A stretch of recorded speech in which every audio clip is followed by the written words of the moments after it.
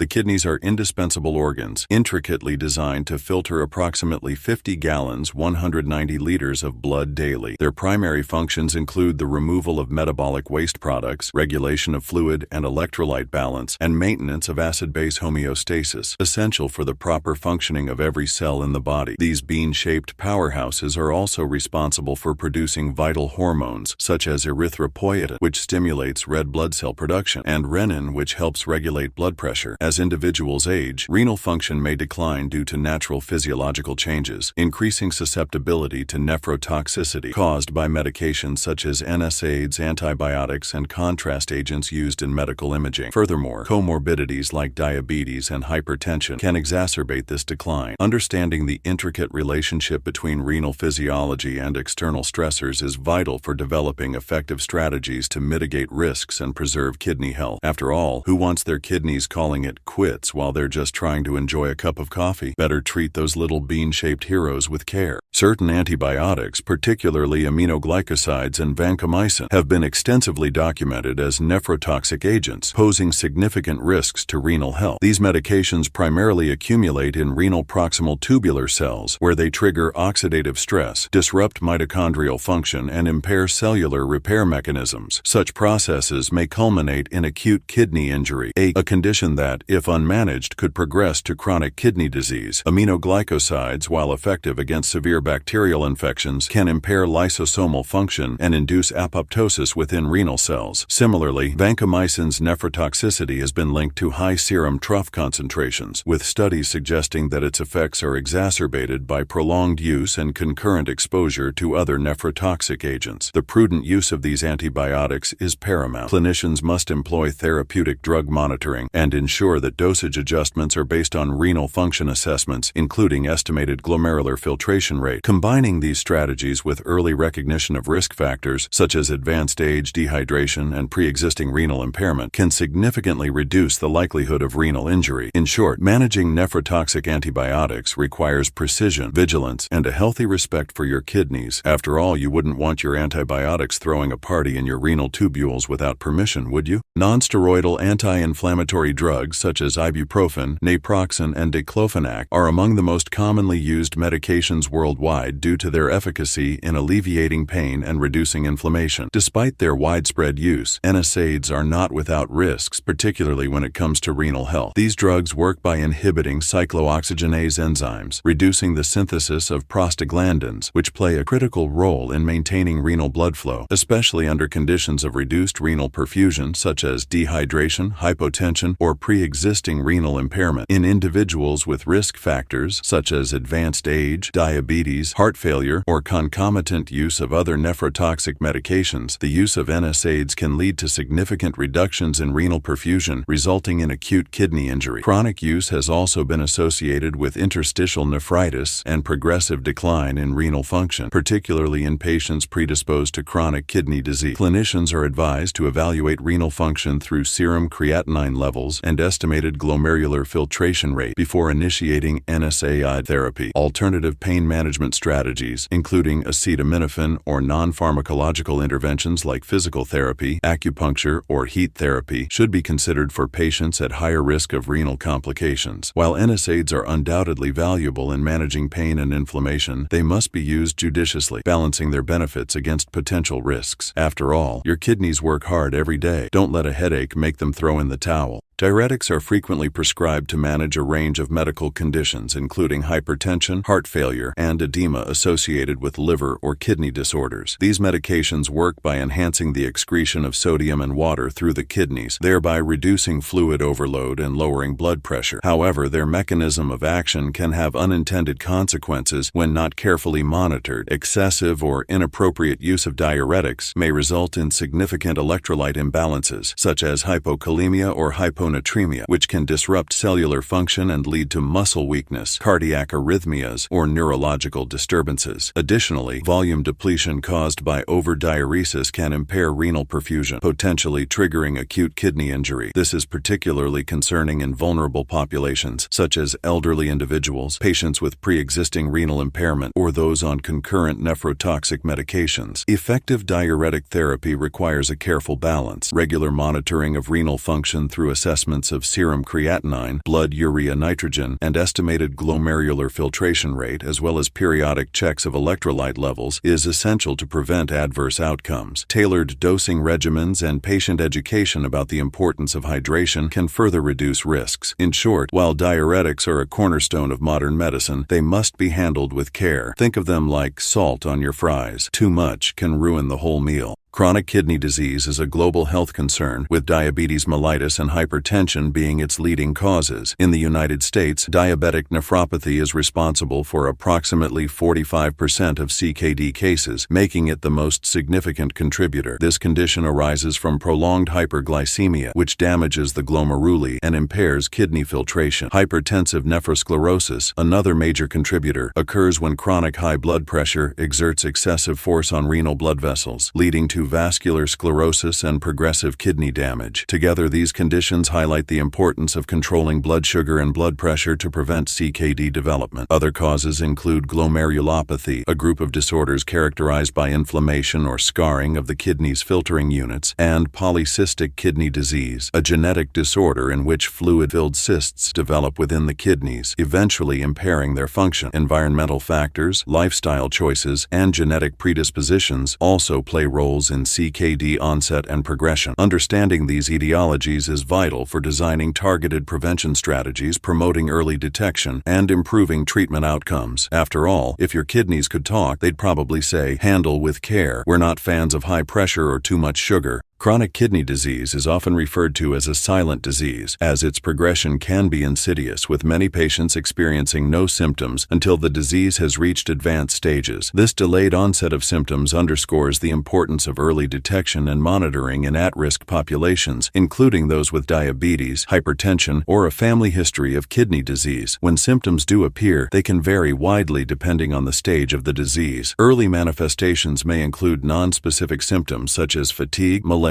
and a reduced ability to concentrate, often attributed to anemia caused by decreased erythropoietin production in the kidneys. As CKD progresses, more specific symptoms emerge, including anorexia, nausea, vomiting, and pruritus due to uremia. Peripheral edema caused by fluid retention is another common finding and may be particularly noticeable in the lower extremities. Laboratory findings are crucial in diagnosing and monitoring chronic kidney disease. Anemia, hyperphosphatemia, metabolic acidosis, and elevated serum creatinine and blood urea nitrogen levels are typical indicators. Hyperkalemia may also occur in advanced stages, increasing the risk of cardiac complications. Proteinuria, detected through urinalysis, is a key marker of kidney damage, often preceding significant declines in renal function. The progression of CKD from an asymptomatic state to advanced disease highlights the need for regular screening in high-risk groups. Interventions such as blood pressure control, glycemic management, and dietary modifications can significantly slow disease progression and improve quality of life. In summary, CKD's symptoms may start as a whisper, but can end with a roar if left unchecked. So, if your body's giving you subtle hints, listen. After all, ignoring your kidneys is like ignoring a leaky faucet. Sooner or later, it'll flood your house. Maintaining optimal renal health requires a comprehensive and proactive approach, addressing both lifestyle and medical factors. Adequate hydration is a cornerstone of kidney function, as it aids in flushing out toxins and maintaining electrolyte balance. The recommended daily water intake varies based on individual factors, such as age, activity level, and climate, but typically ranges from 2 to 3 liters for most adults. Dietary habits play an equally critical role in preserving kidney health. A balanced diet rich in fruits, vegetables, whole grains, and lean proteins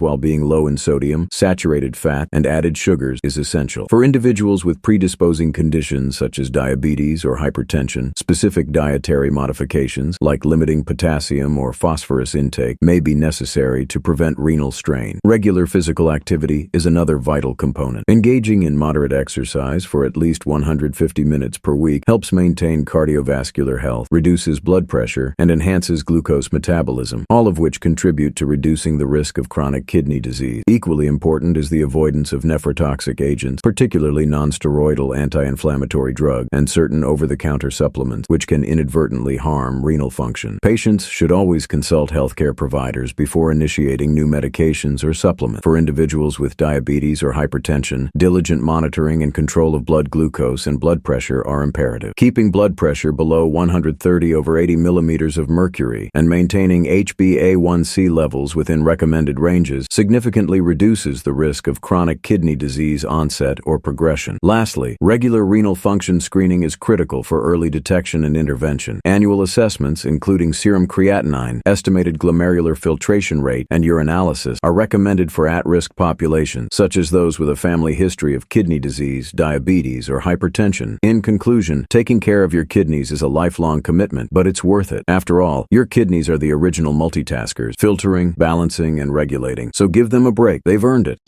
Before you go, there's one more video you need to see. Discover the secrets doctors aren't telling men about prostate health. This video reveals groundbreaking tips you've never heard before. Tips that could make all the difference. Click now to uncover the crucial insights every man needs to know. Your health deserves this knowledge.